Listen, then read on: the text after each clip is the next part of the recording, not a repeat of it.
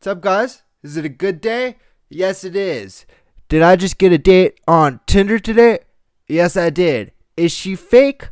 No, she's not. Did I listen to Nelly Furtado for about an hour and a half afterwards? Yes, I did. Let's get this bitch rolling. Sometimes you wanna go where everybody knows your name. We know your name, boys and girls. Always glad you came. More than glad. You wanna be where you can see our troubles are all the same. You wanna be where everybody knows your name. It's right here. We want to know your name. That's pretty much it. So let's get into it. What's going on? Yesterday, I had an interview for a job over Zoom. They told me they would get back to me.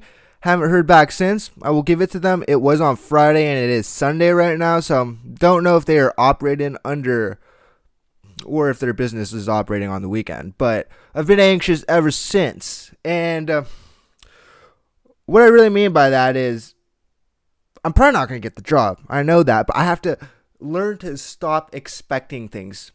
Hang on. Gotta take this out. Every time. Hate these. Constricting. I don't like it. I like being comfortable here. You and I, whoever's watching, we're comfortable in this space. So that's why we're going to pour a little bit more Suntory whiskey. But yeah, I have to learn to stop expecting things. I get it. The prospect of that job is very tantalizing. But one thing I also realize is there's a lot of people out there right now, especially right now, that need work and are probably a little bit more qualified. It's true. It's just the case. There's a lot of people out there in the world doing a lot of different things. And guaranteed some of them are knowledgeable about the things they're doing. So that's what will qualify them better. But whatever happens, I'm still trucking. And what I'm really bugged about is the fact that I placed this expectation on this job. And now, since that expectation is placed, if I don't get it, disappointment will ensue. But if there was no expectation placed, I'd never be disappointed. And regardless, it was a pretty obscure and sketchy job offer.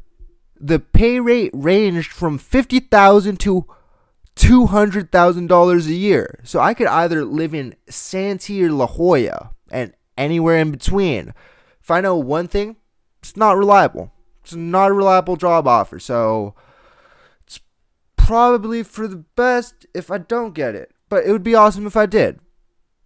But the fact of the matter is I'm expecting to get it.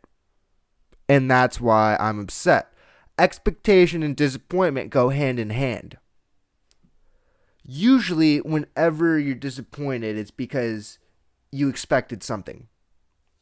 But the funny thing is, contentment does not require expectation. Let me put it to you this way. Say I wake up and I expect coffee to be ready, but there's no coffee ready. I'm going to be disappointed. Say I wake up, expect coffee, and there's coffee ready. I'm going to be alright. But say I wake up and I don't expect the coffee. There's no coffee. Nothing's wrong. There's no expectation placed on the situation. But on the other hand, the most optimal option, say I wake up, don't expect coffee, and there is coffee. We're going to the fucking races. That's what I mean.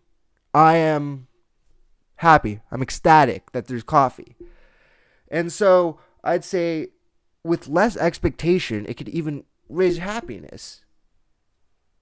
It could raise the contentment of pretty much all situations you're in. And that's what I think about when I hear expectation. And it's a dangerous thing. Expectation is a very dangerous thing. It's like a pet snake. And at least for myself, I would rather take care of my own cobra than me asking someone else to take care of that fucking serpent. Because what happens if my friend that I just leave the snake with decides to forget to feed him in the morning? And I know that forgetting to feed a living animal usually isn't an active decision, but say he does. Say there's some sort of vendetta, and he decides not to feed him in the morning. What happens? He gets bit. Because that some bitch is hungry. And he was expecting some pinkies. But he's not getting some pinkies. So he bites him. And I know for myself, I repeat, at least, I'm not dealing with no non-venomous snakes. So there's that. There is that. And I know that might have been a very weird reference, but what I'm saying is, at the end of the day, I find it easier for me to place expectation on myself.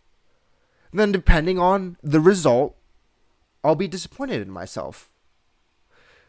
That's way easier at the end of the day, because what you could do from that is you could decide to work on yourself and improve on whatever you disappointed yourself in. Whatever facet of life you disappointed yourself in, you could choose to improve and work on it. But say you need something done and you place that expectation on someone else and they don't carry through. What's going to happen? What's going to happen? That disappointment is going to be placed on them. That's the first problem. Because a lot of the times, disappointment leads to resentment. The last thing you need to do is start resenting people. But yeah, first, you will place disappointment in them because they couldn't carry through with the expectation you placed in their laps. Then secondly, you become more disappointed in the world. And that's just not a good thing to do. It's not a fun life to live. Looking over your shoulder and just being aware, or just having in your mind that everything's bad. I don't want to wake up to that type of world, you know? I'd much rather learn to expect things out of myself and be able to expect that result consistently. Because at the end of the day, when you can make sure that you don't disappoint yourself anymore, you can't make sure another person improves themselves. You can't make sure that they want to better themselves and they don't want to disappoint you if you ever do happen to place that expectation on them once again. But you can make sure you can become better. At the end of the day, it's really being able to take the blame and being able to admit, I need to work on things. That's how you improve. So what does this mean for me? What does this mean for me in my particular situation? Well, if I don't get the position, then I need to learn how to provide more value to a company as an employee, or at least make it seem that way. Place expectation on yourself, and the world may seem like a better place. Come on, guys, it's not too hard. So I'll do it, you and I together. Just take the blame. Take the blame for whatever happens, and then roll with the punches. Until you learn how to bob and weave. So,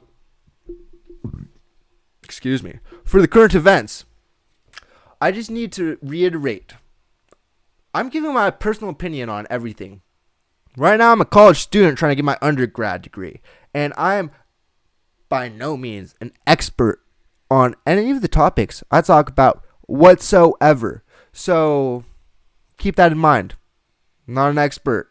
You should really not draw guidelines for how to live your life through my opinions. And especially a lot of the issues that concern the real world, take my advice, if anything, with a grain of salt. Just look into it. Look into it. But I wanted to try and talk about something important. At least something that's important to me. And apparently, within the past 3 years, Trump has rolled back over 60 environmental policies. And as we speak, another 34 are in progress. And honestly, I have no bets in this. I have no skin in the game. I just want us to be doing the right things by ourselves, by the people of the country. I don't care who is leading. Honestly, I don't think anyone should lead, but I just want to understand this for myself. So let me get this straight. I have no skin in the game. Democrat, liberal, conservative, Republican, whatever it is, I don't mind. I'm just stating what I'm reading. And I will post the link to the article down in the description later whenever I post the video so you guys can check it out. It's on New York Times. The article is called Lesson of the Day: Trump administration is reversing nearly 100 environmental rules. So that's what I'm going over.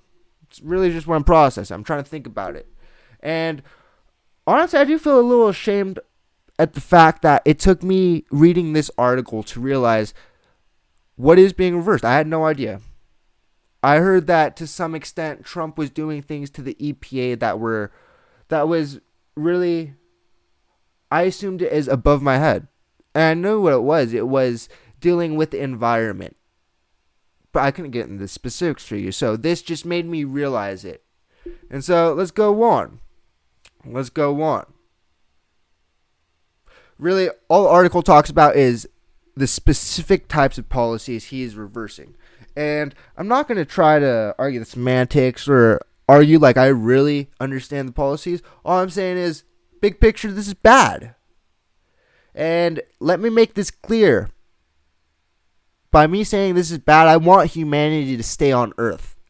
I want our biological ecosystem to thrive. And I hardly see a point in placing our species, our race, on a different planet if we could barely sustain the one we're already on. Why do you think we can make an inhospitable planet work if we can't make a biologically hospitable planet work already? The big difference is we have all the resources we need here. We have none of the resources we need there. And it's going to... What I'm alluding to is we shouldn't fucking try and move to Mars. We should stay on Earth. This is a beautiful place. I just don't know what we expected. I really don't. And just going to reiterate it one more time. In no way, shape, or form is my political knowledge or experience infallible whatsoever. It's probably more fallible than infallible. But in terms of what we desire in leadership, whether it be in a small community, a city, a state, or a country, is very short-sighted. That's what I see it as right now. We want what we are currently lacking or need to improve. And so, say throughout Obama's presidency, we were recovering from a recession. And so, when you're in dire straits economically, when you're economically burdened, what are you looking for? Some support. What were we looking for as a country? We wanted a sugar daddy, and that's what we fucking got. We have a sugar daddy as a president. And that's what he is trying to do. He's trying to bring up the economy. At what cost? The cost of the planet, as far as what I'm seeing. And he's trying to, Trump, I'm saying, is trying to make his terms, whoever gets elected, he's trying to make his time in office seem as valuable as possible. And that's going to be analyzed under a short-sighted lens. It's not like we will judge Trump based on 100 years from now whether or not the environment is prospering. And that's really what it is. It's like right now we're concerned with things that, yes, in the short term, very detrimental, huge risks, things we do need to take care of, but we need to be able to take care of it without putting the longevity of our society at a bigger risk. And that's what I think is going on. And the point we need to reevaluate, what I'm trying to get at is the way we treat our planet is It's not good. It's not good enough. We're treating it like some dirty mistress that will call 2 a.m. 4 times a year. When really, she could be a hospitable, loving wife or mother figure. Exactly that. Mother Nature. And I think right now is as good of an example as ever to really pay attention to how nature reacts to us. I'm going to think this through for a second while I take a drink. It's probably 4 seconds, but gave you guys time to think through it too. And what I mean by that is, take this quarantine for example. A couple months with substantially less emissions coming from all over the planet. And what do we see? The canals in Venice are clear. Satellites saw a reduction of close to 50% of the nitrous oxide and carbon monoxide emissions produced in China, just from the shutdown of the factories. In recent times, that hole in our ozone layer has healed a substantial amount. And for the first time in who knows how many decades, northern India is able to see the Himalayas. Some cities in northern India. I can't get into the specifics, but what I'm saying is, that's amazing. That is astounding. That all we needed to do was take a break, and we see results. And so, think that through, guys. Take it how you will. Take how we are living right now as you will. And I just think right now is, with this quarantine especially, it's one of the best times to analyze how we're living. Not only as individuals, but as a race, as communities, as countries, as a planet. We gotta work together. We're all in this together. So, what can you do? Go out and experience the world today, guys. Whatever it is. Go do something dangerous. Probably not dangerous, but daring. Like my friend Mitch once said, go out and feel something. Anything. Try and wrestle a cougar. I'm not saying you're going to win, but try and experience something new. And I will be honest. I've tried once and did not end how I wanted to, but I was living. One night, I was in PB. I was with my friend Andrew. And we were being degenerates. We were sharp and eager at the young age of 19 years old. And just like any other 19-year-old in the world, we're trying to get laid. Strapped with a handle of Jack, we're oozing confidence. We're ready. Ready for whatever the world throws at us. But like any other club scene, it is hard getting a girl without being able to go into the club. So we were left with the second string team, gutter girls. Scouring. We were scouring the streets. And we were in his little Mazda SUV scouring. And that's what I'm saying. We're reaching, for sure. So it was looking like a long and bleak night for us. And then Andrew starts talking shit. And I know you guys don't know Andrew like how I know him, but he's the type of guy that shouldn't be talking shit.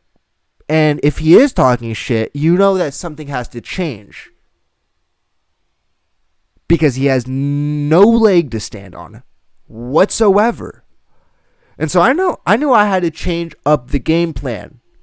I had to take risks. And I went for a Hail Mary. I get out of the car because we pulled up in front of this, pretty sure it's called like Silver Fox's Lounge. And so we pull up, and I still can't get in the club because I'm 19. Handsome as all hell, but I'm still 19. And so I go and I try and chop it up with this group of older women. And it was bad. Honestly, I don't know what I was thinking, because if a 21-year-old wasn't looking to get personal with me, why would a baby boomer? I don't know exactly what I had to offer. but it's not working out.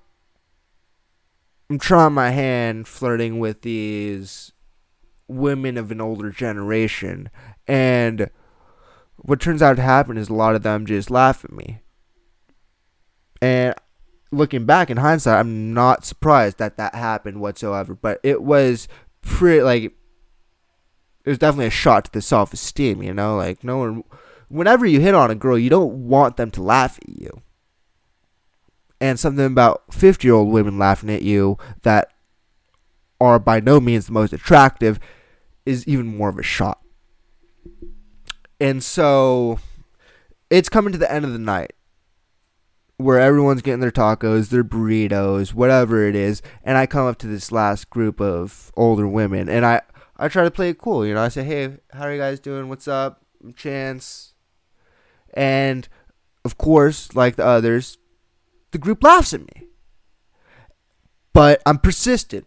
I keep kicking. So I'm just sticking around.